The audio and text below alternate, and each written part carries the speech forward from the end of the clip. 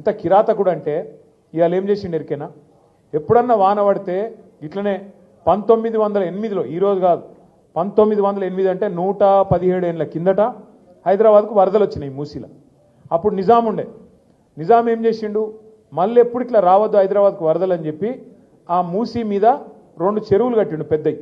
గండిపేట అంటాం చూడు మనం, ఉస్మాన్ సాగర్, హిమాయత్ సాగర్, ఆ 2 చెరువులు కట్టిండు.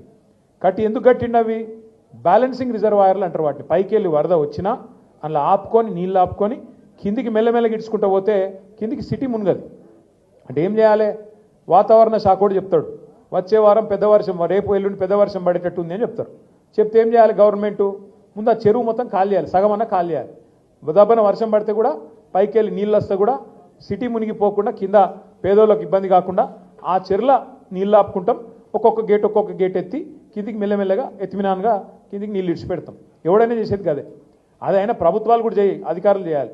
కానీ రేవంత్ రెడ్డి ఎంత కిరాతకుడు అంటే, నిన్న కావాలని తెలుసు ఆయనకు, నిన్న క్లౌడ్ బర్స్ట్ ఉంది, వర్షం పడుతుందని వాతావరణ శాఖ చెప్తే కూడా కావాలని మూసీ ప్రాజెక్టు చేయాలంటే ఆడ ఇండ్లు మునగాలి.